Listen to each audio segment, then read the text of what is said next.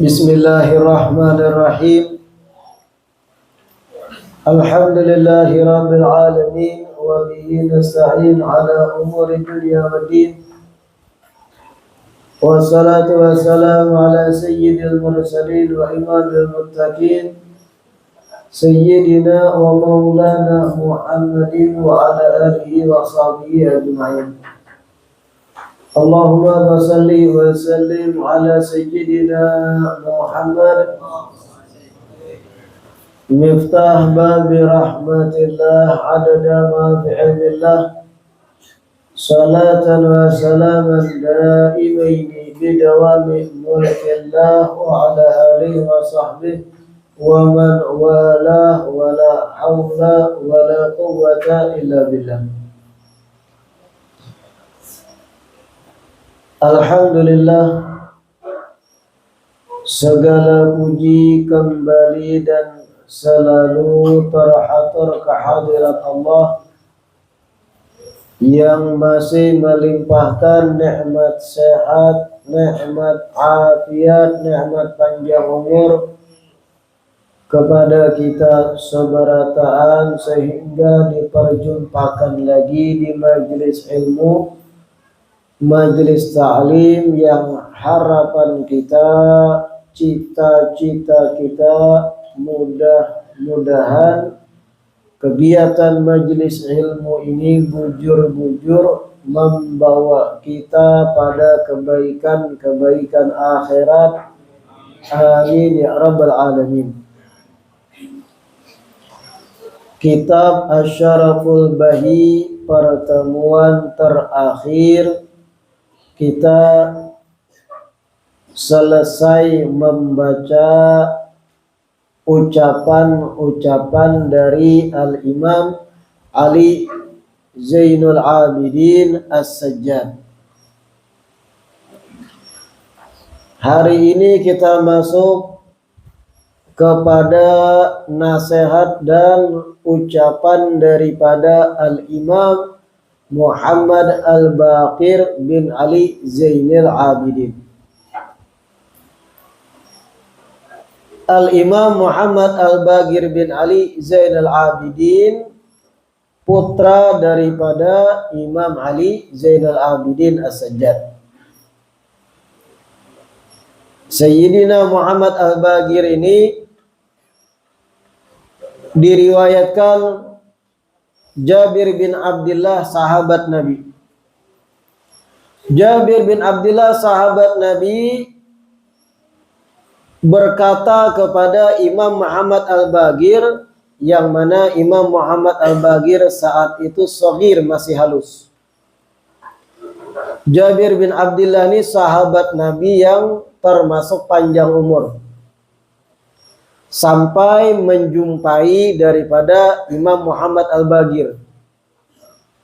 Padahal Imam Muhammad Al-Baqir ini Muhammad Al-Baqir bin Ali Zainal Abidin bin Husain bin Fatimah Az-Zahra binti Rasulullah Muhammad sallallahu alaihi wasallam. Artinya 4 generasi setelah Rasulullah. Jabir bin Abdullah Al-Ansari, sahabat Nabi yang termasuk panjang umur, berjumpa Rasulullah dan berjumpa cicit sidin, yaitu Muhammad Al-Baqir. Disebut dalam Syarhul Ainiyah an Jabir bin Abdullah radhiyallahu anhuma annahu qala lil Imam Muhammad Al-Madhkur wa huwa shaghir, Rasulullah sallallahu alaihi wasallam yusallimu alaika. Suatu hari Jabir bin Abdullah ini berjumpa Imam Muhammad Al-Baqir, saat itu masih halus. Ujar Jabir bin Abdullah yang sudah tua, sahabat yang panjang umur, wahai Muhammad Al-Baqir, Rasulullah mengucapkan salam gesampian. Ujar Sayyidina Jabir, wahai Muhammad Al-Baqir, kai pian Rasulullah kirim salam ke sambian. Muhammad Al-Baqir lagi halus mendengar kaifa dzalik. Kenapa bisa kakekku nang aku kada berjumpa kirim salam melalui pian. Faqala Jabir bin Abdullah berkisah, kuntu jalisan indahu alaihi assalatu wassalam. Suatu hari di masa Rasulullah masih hidup, aku pernah duduk bersama-sama Rasul sallallahu alaihi wasallam. Wal Husain fi hijrihi yula'ibu. Ketika itu Sayyidina Husain masih halus lagi berada di pangkuan Rasulullah bermain-main. Aku melihat, ujar Jabir bin Abdullah. Faqala sallallahu alaihi wasallam, Rasulullah berucap kepadaku, ya Jabir, wahai Jabir, ujar Nabi, yuladu lahu mauludun ismuhu Ali. Ini cucuku Husain kelak akan mempunyai anak yang bernama Ali. Idza kana yaumal qiyamah nada munadin liyakum sayyidul abidin fayakum waladuh. Husain cucuku ini kena bisi anak ngarannya Ali. Kelak hari kiamat Ali tersebut dipanggil di hadapan seluruh miliaran makhluk. Bangunlah wahai pimpinannya ahli ibadah. Maka cucuku Ali bin Husain akan berdiri bangun. Kemudian Ali Sayyidul Abidin tadi yuladu lahu walad. Inya pun akan bisi anak juga, ismuhu Muhammad. Namanya adalah Muhammad, ujar Nabi. Yaitu Muhammad Al-Bagir tadi. Fa'idha adraktahu ya Jabir, fa'agri minni assalam. Engkau wahai Jabir, apabila berjumpa dengan cicitku Muhammad, wahai Jabir, bacakan salamku kepada Muhammad tersebut. Sallallahu alaihi wasallam. Sayyidina Husain lagi halus tuh. Bermainan lawan Rasulullah, cucu Sidin. Masih belum balik lah. Sayyidina Jabir melihat pemandangan indah ini. Rasulullah main-main lawan cucu Sidin. Ujar Rasulullah, ya Jabir, ini cucuku Husain masih halus. Suatu saat kelak bisi anak ngarannya Ali. Yang akan dibanggakan di seluruh miliaran makhluk hari kiamat. Diberi gelar Sayyidul Abidin, pimpinannya ahli ibadah. Ali tersebut bisi anak pulang kena ngarannya Muhammad. Apabila ikam wahai Jabir berjumpa dengan Muhammad bin Ali tadi, fa'agri minni assalam. Sampaikan pada cicitku salam padanya. Belum lahir lagi nih. Sayyidina Husain masih halus. Imam Ali Zainal Abidin belum lahir. Muhammad Al-Bagir belum lahir. Nabi sudah tahu berdahulu. Hal-hal yang sifatnya gaib yang dibukakan oleh Allah kepada Nabi kita Muhammad sallallahu alaihi wasallam. Ada hal-hal yang dibuka oleh Nabi tentang masa depan. Bahkan secara spesifik. Kalau pian pelajari sirah sejarah itu. Semisal pertikaian antar beberapa sahabat, Nabi memberi ciri-ciri. Ikam yang salah keliru. Tandanya nanti ada anjing menggonggong. Aku sudah kededa lagi. Terjadi. Secara spesifik ciri-ciri itu. Hal-hal yang sifatnya masa depan itu Nabi buka. Sebagaimana riwayat tadi. Akan lahir nanti Ali. Ali punya anak lagi Muhammad. Ikam Jabir, sampaikan salam pada Muhammad Al-Bagir. Akhirnya dengan umur yang sudah tua, Sayyidina Jabir bin Abdullah ini berjumpa Muhammad Al-Bagir.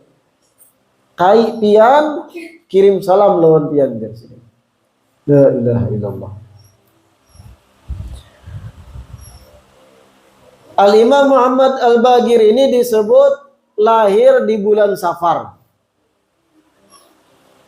Dan lahirnya beliau 3 tahun sebelum terjadi peristiwa Karbala. Jadi 3 tahun sebelum terjadi peristiwa Sayyidina Husain dibantai oleh musuh-musuhnya di tanah Karbala. Sayyidina Muhammad Al-Baqir lahir, Sayyidina Husain masih hidup, Kai Sidin. 3 tahun setelahnya baru terjadi peristiwa Karbala itu di bulan Muharram. Qala, yang pertama ucapan beliau, ma dakhala qalba imri'in syai'un minal kibri illa naqasa min aqlihi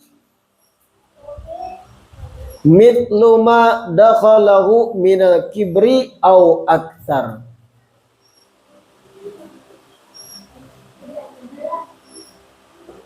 Ma dakhala qalba imri'in syai'un minal kibri, tidaklah sifat sombong masuk di dalam hati seseorang, tidaklah sifat sombong itu mulai masuk hati seseorang illa naqasa min aqli, mengecualikan akalnya akan berkurang sebagaimana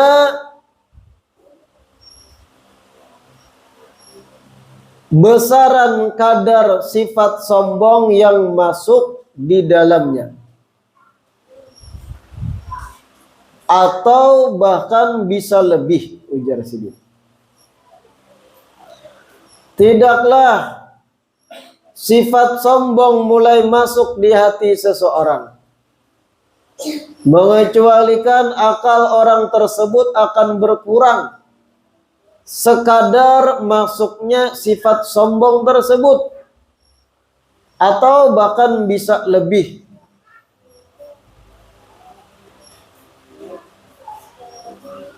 Ini ucapan yang pertama dari Imam Muhammad Al-Baqir. Ujar Sidin, apabila kita nih, seseorang mulai dimasuki virus sifat sombong, mulai terserap hati kita itu dengan sifat kibir atau sombong, maka akal kita, kejernihan berpikir kita, sehatnya cara berpikir kita akan berkurang sesuai dengan kadar sombong yang masuk dalam hati.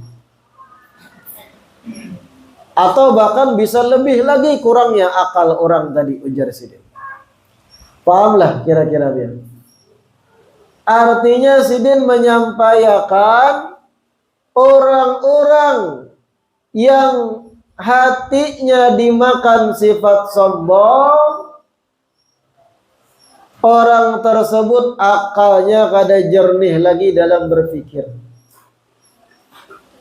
akan mengedepankan hawa nafsu dibanding kesimpulan akal yang jernih. Kalau seseorang sudah dimakan sifat sombong, hakun inya tahutang-hutang demi dianggap sugih, padahal kalau dipikir dengan akal sehat, lapah membayari hutang nang inya berhutang. Tapi karena akal kada jalan, tamakan sifat sombong, hendak beagak, hendak bakoyo, hendak tampil glamor, mau tahu hutang-hutang, akalnya kada jalan karena sifat sombongnya ganal dah. Karena akal kan berpikir apa aku beagak, baju branded, sepatu 3 jutaan, jam tangan 10 juta dan yang lain. Kalau caranya dengan cara berhutang, yang ujung-ujungnya aku disasah orang nang minta lunasi. Akal sehat kan gitu berpikir. Coba pian aku nak berhutang, gesan nukar kalung emas supaya kawa beagak pas acara orang pengantenan pian bakalung emas. Akun berhutang. Pemasukan kada sesuai dengan penampilan. Akal kita menolak karena kita jalan masih akal. Tetapi amun orang tersebut dimakan rasa gengsi sudah, sombong, kada mau kalah penampilan lawan orang sekitar orang lain. Di situ inya kada jalan akal. Hakun hutang-hutang, yang penting penampilan. Itu penjelasan dasarnya. Tidaklah sifat sombong masuk ke hati seseorang mengecualikan akalnya berkurang sesuai kadar kesombongan yang masuk. Semakin orang tuh agak sombong, semakin akalnya kada jalan lagi. Kada kawa mengambil kesimpulan dengan cara berpikir nang bujur. Kira-kira paham? Ini yang dimaksud sidin. Ma dakhala qalba mri'in syai'un minal kibri illa naqasa min aglihi mithlu ma dakhalahu minal kibri aw akthar. Berbicara tentang sombong ini, perlu kita pahami arti dari sombong itu sendiri. Rasulullah pernah menyampaikan. Nabi pernah menjawab pertanyaan seseorang yang bertakun. Ya Rasulullah, seseorang yang berpenampilan rapi, bagus, tarus, bersih, apakah itu dikatakan sombong? Ujar Nabi, la, innallah jamil yuhibbul jamal. Penampilan yang ditata, bersih, bagus, itu indah. Dan Allah maha indah dan menyukai keindahan. Adapun sombong itu, ujar Nabi, adalah batrul haq wa ghamtun nas. Arti dari sombong itu adalah batrul haq, menolak kebenaran, menolak apa yang bujur, wa ghamtun nas, dan merendahkan orang lain, meremehkan orang lain. Batrul haq, ibarat kalau dicontohkan itu kisah tentang iblis ketika Allah menciptakan Nabi Adam alaihi assalam. Karena dikatakan awwalu dzambin usiyallahu bihi al-kibru. Dosa pertama yang terjadi di alam semesta ini, dosa yang pertama kali Allah dimaksiati dengannya adalah sifat sombong. Apabila kejadiannya ketika iblis dimintai oleh Allah untuk sujud kepada Nabi Adam. Perintah dari sang pencipta, yang mengolah iblis Allah, yang mengolah Nabi Adam Allah juga. Lalu Allah menyuruh iblis supaya tunduk sujud pada Nabi Adam. Apa yang terjadi? Akal kada jalan karena sifat sombongnya. Menolak kebenaran bahwa Adam lebih mulia darinya. Menolak kebenaran bahwasanya ini adalah perintah Allah sang pencipta. Ana khairun minhu, ujar iblis. Wahai Allah, aku lebih baik dari Adam. Aku terbuat dari api dan ia terbuat dari tanah. Baik atau kadanya yang menilai Allah, lain iblis dalam sudut pandangnya seorang. Batrul haq, menolak kebenarannya. Sehingga dikatakan dosa pertama yang Allah dimaksiati dengannya sifat sombong. Yaitu sombongnya iblis ketika dimintai sujud oleh Allah kepada Nabi Adam alaihi assalam. Batrul haq, menolak kebenaran, sombong. Pian orang tua umur 50, 60 contohnya. Ada kekanakan bujang umur 20 menyampaikan kebenaran. Pian contohnya cara berwudu pian ada nang luput. Ada anggota awak nang belum tabasuh bujur. Umur pian tuha. Lalu ada kekanakan belasan tahun bujang ulang meluruskan, Pak pian tak salah. Membasuh tangan harus labihi siku sedikit karena itu bagian yang wajib. Pian merasa umur tua, tak tahu aku loh badikam. Aku lahir zaman Soekarno, ikam lahir zaman Habibie Wara. Talawas aku di dunia pada ikam. Padahal yang disampaikan si Anum tadi apa? Bujur. Sesuai dengan kaidah ilmu fikih, ma la yatimul wajib illa bihi fa huwa wajib. Lebih sedikit pada siku supaya sempurna. Tapi mengaras nang Tuhan ini modal umur lawan hubban wara. Sombongnya. Kenapa? Batrul haq, menolak kebenaran. Dan ini penyakit. Orang Tuhan yang pengarasan padahal inya salah tuh penyakit. Kada merasa inya tuh dalam hatinya diisi sifat sombong. Kada jalan lagi akal. Karena egonya, apapun yang disampaikan Anum salah. Aku lebih banyak makan garam. Tuha. Lebih lawas di dunia. Uban banyakan aku. Gigi patah banyakanku. Keriput muha banyakanku. Ikam bujang hanyar lahir. Tidak mesti melurus-lurusakan. Wah. Ini batrul haq. Sombong itu.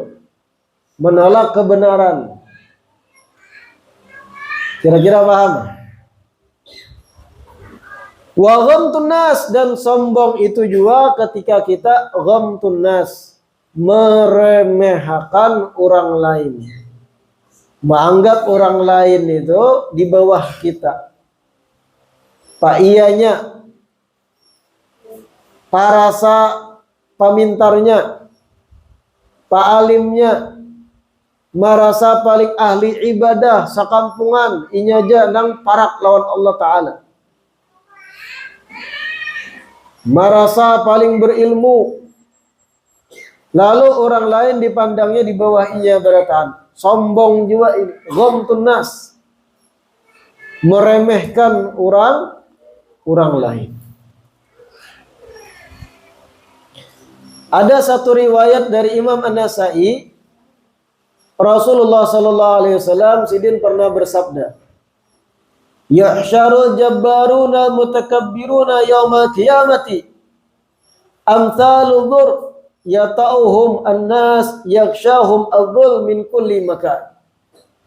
Ujar Nabi, hari kiamat kelak orang-orang yang congkak, yang angkuh, yang sombong ketika di dunia, orang-orang kaya itu hari kiamat dikumpulkan di padang mahsyar, fisik awak mereka diperkecil oleh Allah bagaikan biji-bijian halus. Yata'uhumun nas, orang-orang lain pun menjajak mereka di padang mahsyar. Yakshahumul dhul, dan mereka diliputi kehinaan, dijajaki orang. Min kulli makan, dari semua tempat.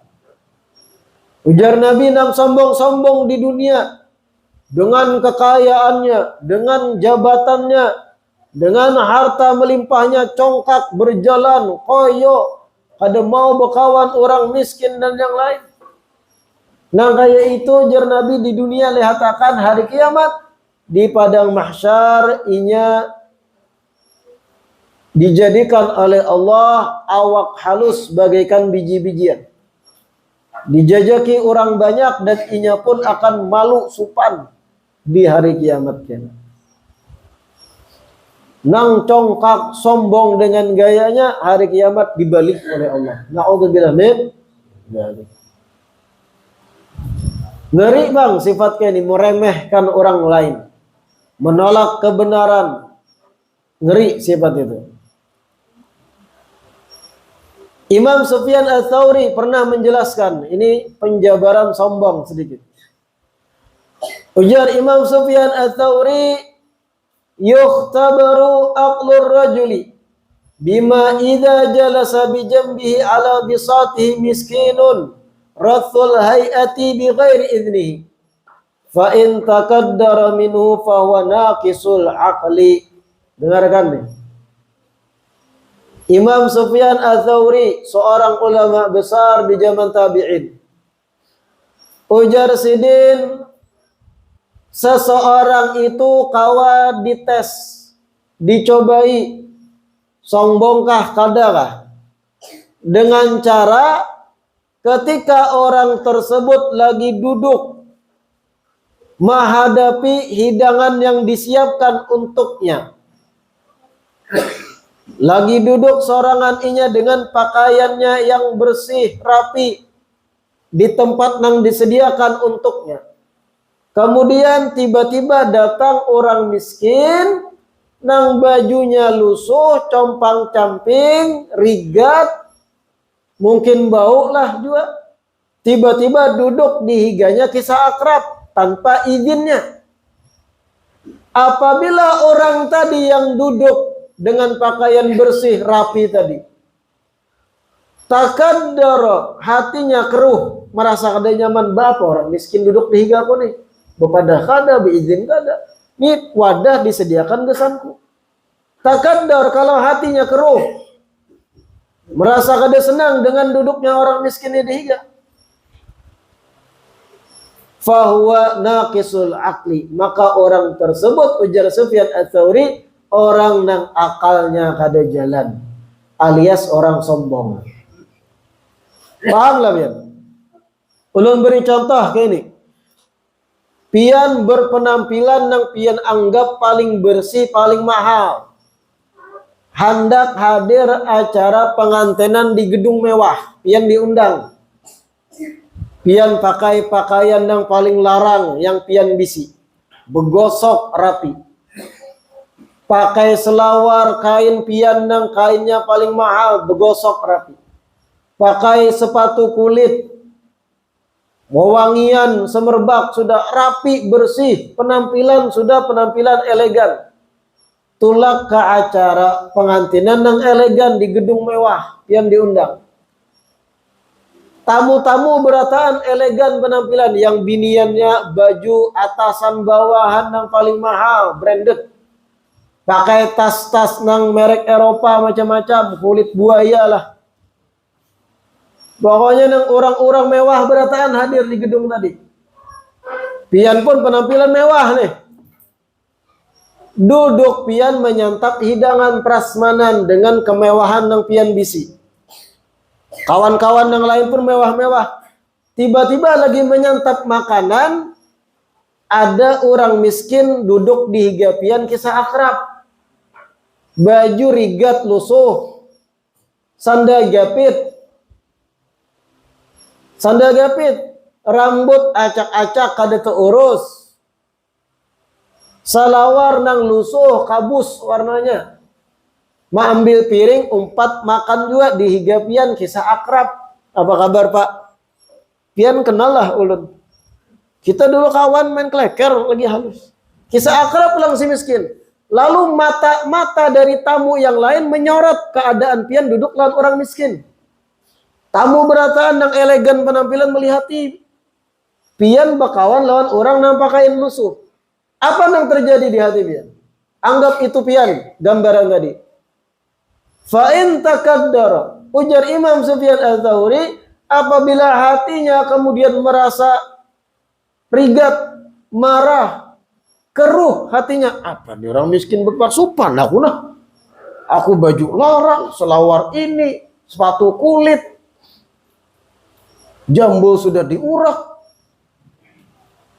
jam larang dipakai, bersih, elegan, wangi. Nih orang baju lusuh, rigat, mana baju partai pulang, coblos lah nomor 2. Kisah akrab bepender aku nih siapa? Ini supan kawanan beratan melihat nah. Apakah itu hati kita? Kalau kayak itu, fa'lam annahu naqisul aqli. Ujar Sufyan Ats-Tsauri, kalau begitu hatinya takaddar, keruh, ini sombong. Artinya merasa risih ada orang miskin beparatinya dan itu di hati orang banyak. Bahaya namanya itu. Pian gambarakan contoh ulun tadi di diri pian, kayak itu kada pian. Serapi-rapi pakaian, sama binian lah kada lakian aja. Sudah rapi pakaian, atasan bawahan, jilbab nang terbaik, merek terbaru 2030 padahal belum keluar. Pakai tas yang mahal, kulit LV kah? Kita tahu enggak?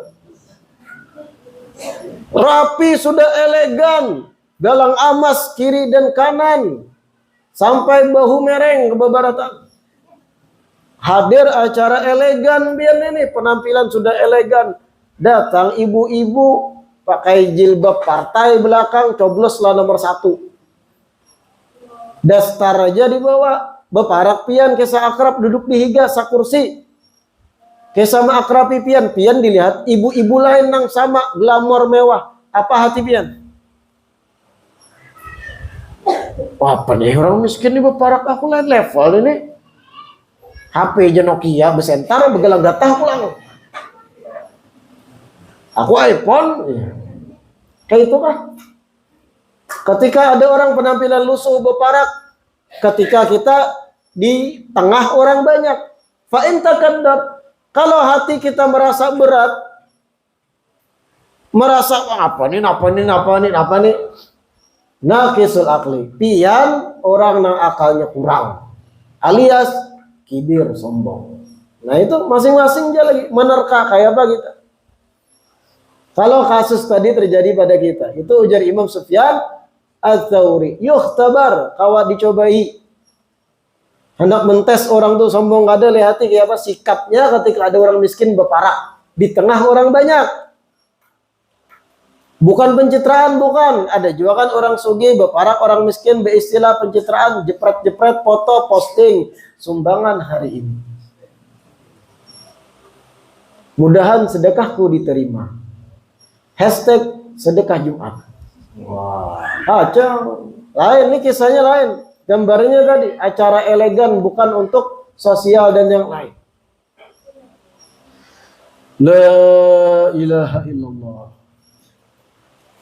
Ma dakhala qalbam ri'in syai' minal kibir. Tidaklah sifat sombong mulai masuk di hati seseorang mengecualikan akalnya berkurang sesuai kadar sifat sombong yang masuk dalam hati.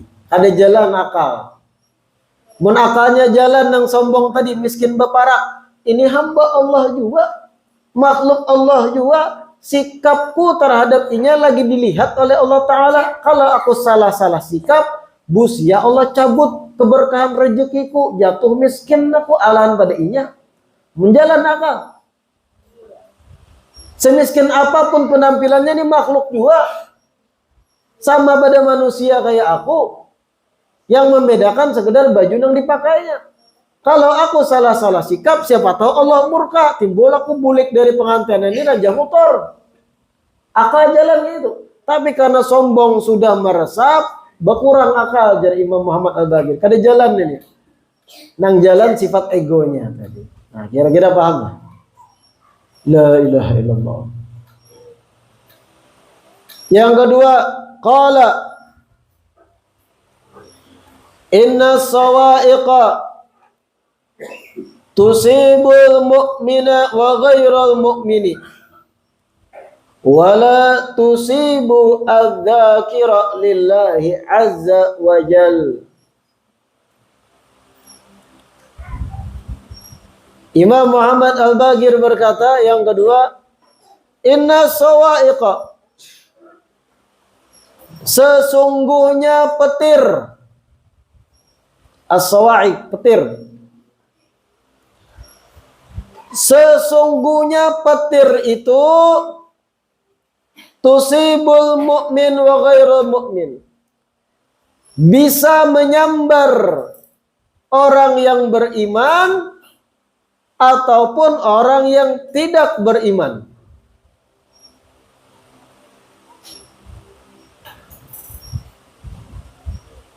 Sesungguhnya petir itu bisa menyambar orang yang beriman ataupun orang yang tidak beriman.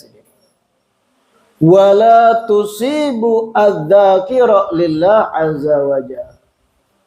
Tetapi petir itu tidak bisa menyambar orang yang berzikir karena Allah yang Maha Tinggi. Tetapi petir itu la tusib, tidak bisa menyambar orang yang berzikir karena Allah yang Maha Tinggi. Nah, ini yang kedua pulang. Ujar Sidin, petir itu orang beriman kada beriman kawa sambarnya.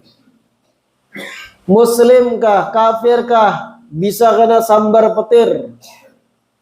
Apalagi ketika hujan labat, kilat banyak, pian berdiri di tengah lapangan sorangan, gak ada dagawian. Sambar aku saja wahai petir, dia. Mukmin kada mukmin kena sambar. Tetapi orang yang berzikir ingat kepada Allah, zikirnya karena Allah, lillah, sesungguhnya petir, ujar beliau, kada bakal bisa menyambar. Orang yang senantiasa berzikir muntungnya mengingat Allah, senantiasa ingat pada Allah Ta'ala, jangankan petir, musibah-musibah lain pun kadang inya terhindar dari musibah-musibah tersebut. Petir salah satu fenomena yang terjadi ketika awan hitam berjumpa dengan awan yang lain. Kemudian terjadilah tabrakan benturan yang menghasilkan daya voltasi kekuatan tinggi yang imbasnya kemudian menjadilah petir menyambar ke permukaan bumi. Bagian yang paling rancak sambarnya adalah yang tertinggi di atas permukaan. Orang mukmin kada mukmin, beriman kada beriman kena, jar Imam Muhammad Al-Baqir. Tapi orang yang berzikir pada Allah, orang yang lisannya ingat pada Allah, hatinya ingat pada Allah Ta'ala, kada bakal kena petir tersebut, ujar beliau. Ketiga, qala ma min ibadatin afdalu min iffati batnin aw farjin.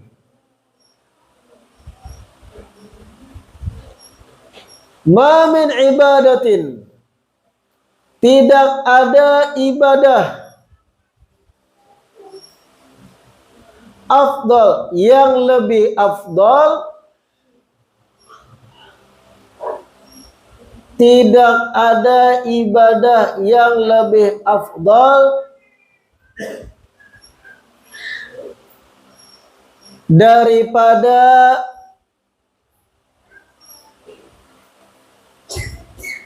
menjaga parut atau menjaga kehormatan kemaluan.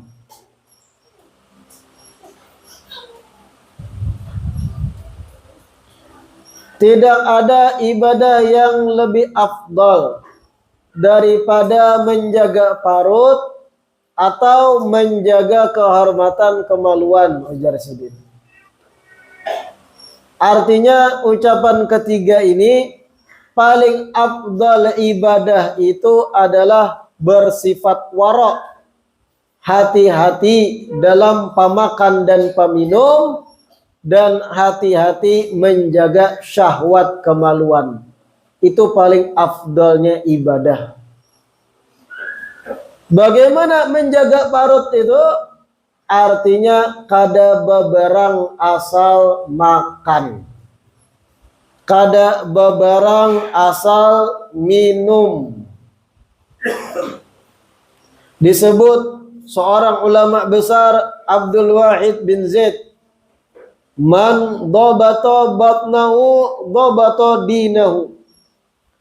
Ujar beliau, ulama salaf, barang siapa yang bisa mengatur rapi parutnya, maka orang tersebut bisa mengatur rapi urusan keagamaannya. Barang siapa nang kawa mengatur urusan parutnya, kada bebarang becari rejeki, kada sembarang mencari nafkah, kada sembarang dalam mencari duit untuk ditukarakan makan, minum, dan kebutuhan pokok. Bisa inya mengatur kayak pacaranya halal terus pendapatannya. Orang kaya itu nang bisa mengatur isi parutnya. Mau kada mau, inya pun pasti bisa mengatur keagamaannya. Sebaliknya orang nang bebarang, yang penting kanyang, kada peduli halal kah haram kah. Kada peduli rezeki ini haram kah halal di mata Allah Ta'ala. Yang penting ada pemasukannya. Kada peduli parut itu diisi lawan zat halal kah haram kah. Orang yang sembarang tentang parut, agamanya pasti kacau juga. Sembarang juga. Karena sumber itu parut. Dalam bagawi contohnya, kada berpikir betakun ni halal atau kada. Kada mau beparak orang alim betakun gawian ulun ni halal kah haram. Ulun contohnya supir bis bipai. Kemudian dapat jatah sekian liter minyak dari perusahaan. Setiap ulun tuntung shift ulun bersisa. Ulun ambilai sisa liternya tadi. Kemudian ulun jual. Duitnya ulun makan. Lumayan 200.000, 300.000. Boleh atau kada? Mau betakun itu luar biasa sudah. Tapi ada di luar sana yang menggawi mempraktekkan praktek kayak ini, kada peduli halal kah haram kah, yang penting ada tambahan di atas gaji pokok. Ada pedulinya, padahal ini kada benar praktek tadi. Itu lain hak ikam, itu hak dari perusahaan. Bisa jadi halal kalau ikam berizin kepada seluruh petinggi perusahaan. Seandainya perusahaan tahu praktek ikam, kira-kira mereka menghukum ikam kada? Kalau menghukum, jelas berarti itu legal, itu ilegal, kada benar, haram, jangan digawi. Tapi di luar sana praktek ini terjadi, digawi, sisa ini disedot bahkan sebelum menyupir kadang berdahulu. Dipindahkan di galon tertentu. Lalu dijual tambahan dari gaji pokokku. Lumayan menghukumi kawan 10 kali. Makan situ. Makanan haram. Karena lalu sifat warok, hati-hati urusan parut. Bahaya ikam. Paling afdal ibadah itu adalah menjaga parut. Kada bebarang. Kalau pian membaca biografi orang-orang soleh bahari. Orang-orang yang bersifat warok. Ada juga di akhir zaman orang bersifat warok. Ketika disuguhkan makanan. Sedangkan inya tahu nang menyuguhkan makanan ini. Sumber gawiannya ada syubhat. Kada mau dimakan sidin. Dan kami menyaksikan orang-orang kayak itu masih ada. Ketika ada orang meninggal dunia. Yang meninggal ini mohon maaf kerjaannya ada terkait riba. Ribawi. Lalu manigahari, menyalawi, diundang orang sekitar, dijamu makan, iya kan? Orang alim tadi nang apik, warok, hati-hati, bujurai umpat membaca tahlil, umpat berdoa, tapi ketika sudah kobokan disurung waktu makan tiba, sidin alasan bulik. Kada mau umpat makan di situ. Karena tahu mayat yang ditahlil ini gawian sidin ada ikatan ribanya. Mendoakan tetap, tapi kalau sudah disuguhi makanan kadang mau menyantap. Ini iffatu batnin, menjaga parut. Lalu ibadah tuh bagus, awak pun fit, kada koler ibadah, kada bebarang makan. Yang berjualan nasi kuning jangan sing asal tabas pohon pisang urang. Baidin. Karena pian menyuguhkan itu menjuali ke orang, kasihan yang menungkari kena, termakan syubhat. Semua jenis kerjaan yang sifatnya berkaitan parut hati-hati bujur kita. Ujar Imam Muhammad Al-Baqir, ma min ibadatin afdal min iffati batnin au farjin. Tidak ada ibadah yang lebih afdal dibandingkan hati-hati dalam menjaga parut, pemakan, minum tadi. Dan hati-hati urusan syahwat kemaluan. Insya Allah kita lanjut penjelasan rincinya di pertemuan akan datang. Mudah-mudahan yang kita pelajari malam hari ini bermanfaat, menjadi ilmu yang bermanfaat gasan kita sabarataan. Mudah-mudahan diistiqamahkan duduk di majelis ta'lim sehingga menjadi hamba-hamba yang tercerahkan, hamba-hamba yang dicintai oleh Allah dan Rasulnya. Amin ya rabbal alamin. Kita tutup dengan doa khitamul majlis. Rabbana anfa'na bima 'allamtana, Rabbi 'allimna alladhi yanfa'una, Rabbi fakina wa faki ahlana wa qarabatin lana bi dinina.